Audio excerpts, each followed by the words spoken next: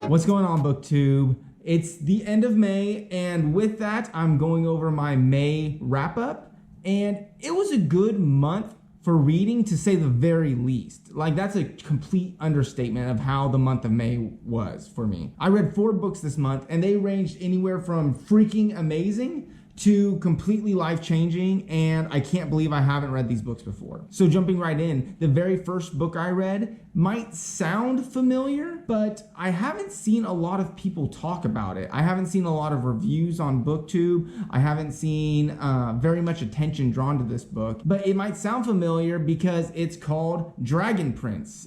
It's written by Melanie Ron, and it's not The Dragon Prince, which is an amazing TV show on Netflix, which I could spend entire videos talking about and reviewing that show because it's amazing. But this book is just Dragon Prince. It's just as good, maybe better, if I do say, than the show, but the book and the TV show are not related in any way. Like, they're completely different stories. Dragon Prince, the summary on the back of the book, like, paints it as a type, like, it was sold to me as a type of political fantasy book with romance in it, but after reading it, it's essentially a romance fantasy with politics in it.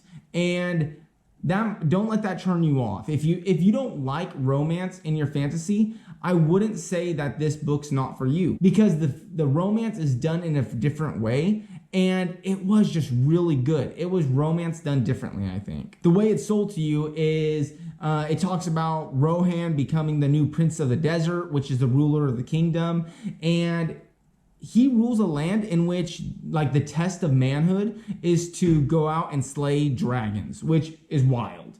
But he's trying to make some changes, including saving these dragons from the slaughter of the people of the land.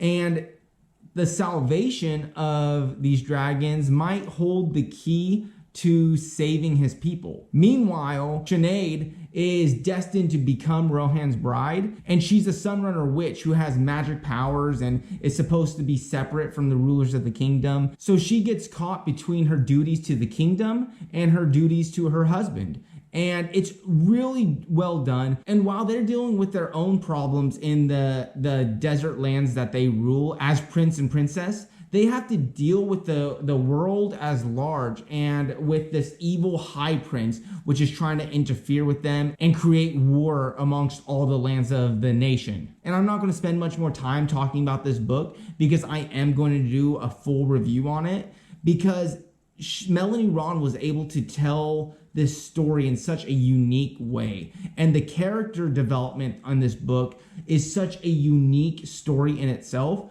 that it really deserves an entire video talking about it. And when I start with a book like Dragon Prince, I can't imagine it getting much better from there. But hold on to your seatbelts, because the next book was amazing. It was Tigana by Guy Gavriel Kay. And let me tell you, this book was a roller coaster of an adventure. Most people that I see reviewing it have agreed that this is one of the greatest fantasy books of all time. And if you look at the lists where they go over the greatest fantasy books of all time, Tigana is constantly on almost every single one of them. But at the end of this book, I was actually torn on how I felt about it. And let me tell you why. Like, in the past, I've talked about how I think the most important parts, what separates great fantasy books from poor fantasy books, are the characters and the writing skill of the author. Because in fantasy, we get into fantasy because we love world building. So the worlds in our fantasy books are typically amazing. Like, they're really well done. Like, authors spend time building their worlds.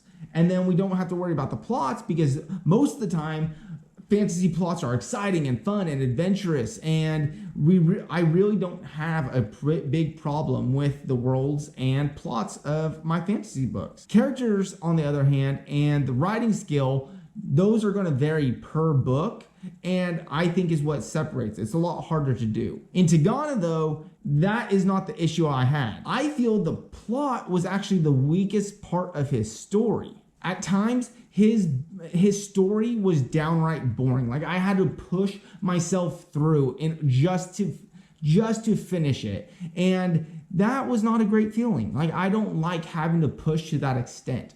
I've spoken in the past how I understand like boring parts are important in books, I feel like at times, but there were times where it almost got too much for me in this book. But that was it. I mean, his world building and magic system, fantastic. His writing style is no joke, on the level of Tolkien. And I know a lot of people will throw Tolkien's name out there as a comparison, just trying to say how good a book is. But no, his writing is very Tolkien-esque. And when I looked into him more, he actually went and worked with J.R. Tolkien's son on the Silmarillion.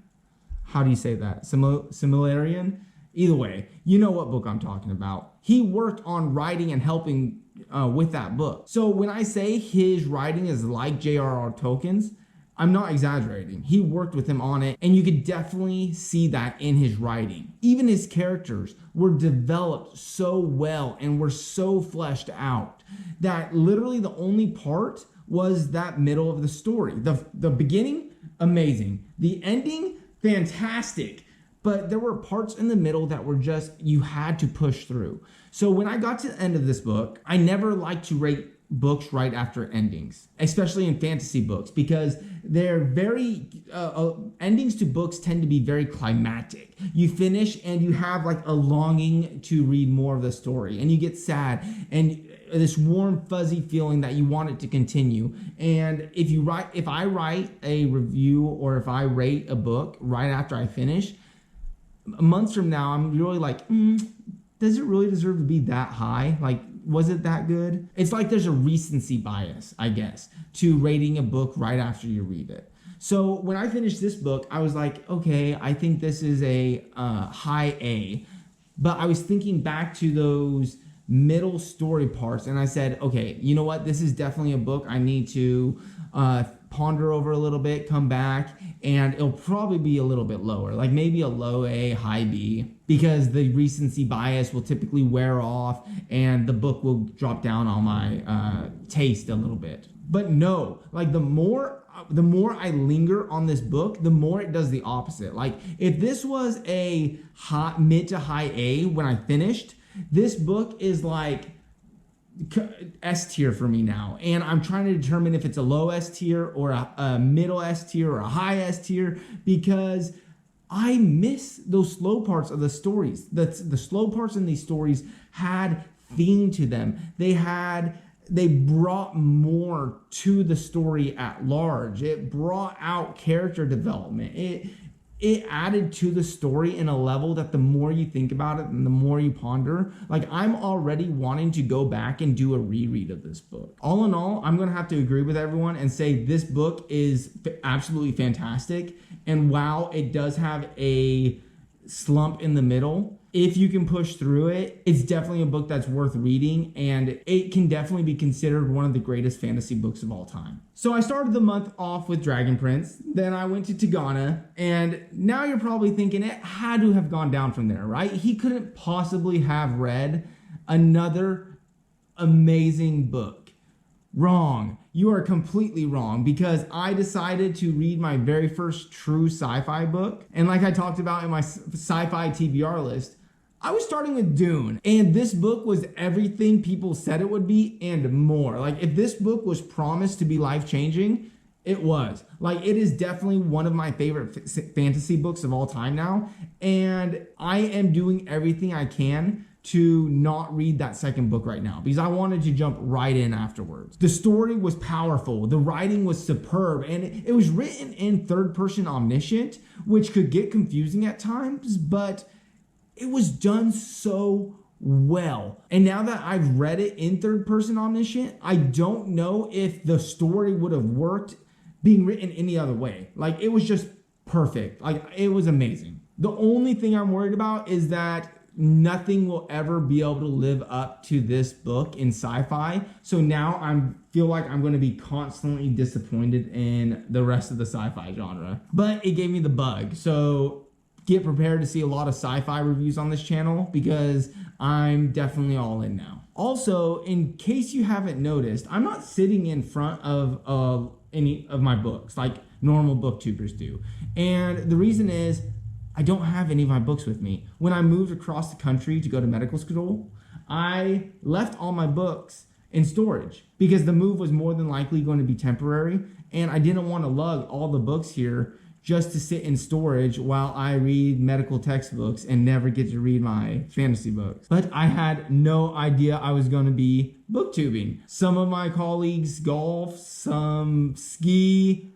I'm booktubing. I'm reading fantasy books. And if I would have known, I would have brought them. So the books I do have here are super special. They're very meaningful to me, or they've got some sort of story behind them. And when I read this book, it was too special. It meant too much. I had to get it. So I got, boom, yes, the special edition of Dune. And this book, it is absolutely magnificent. Like, it's got cool coloring on it. When you open up the cover jacket, it's got a beautiful illustration on here.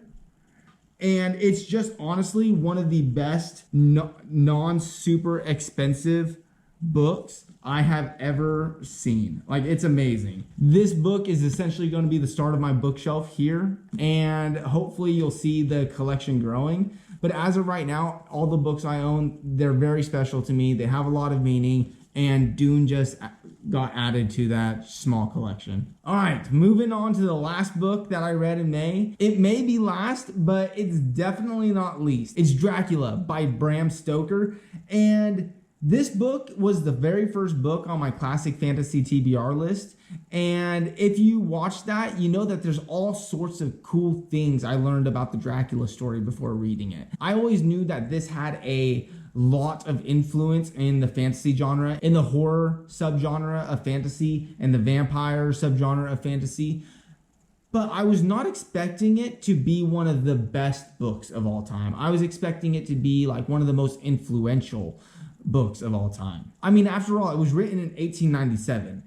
Like, I thought it would be important, but I thought it would be outdated. But I was wrong. Like, this story was a complete masterpiece from start to ending. The ending did have a little bit of an anticlimactic scene, but it was still powerful. Like, honestly, it taught me that an ending doesn't have to be this huge climactic event in order for it to be good and meaningful. I was surprised that the book really isn't about Dracula. It was really about a normal group of people that had to come together and overcome the hellish force that is Dracula. This book blew away every expectation I had and was a nice change of pace from what I was used to, and a great way to end my reading month of May. And that's it. That's my May wrap up. It was an amazing month of reading, full of books that were completely life-changing. Thank you for joining me. Thank you for watching. I'll be back soon with more content. Until then, I hope you're out there exploring cool new worlds, and I'll be back soon.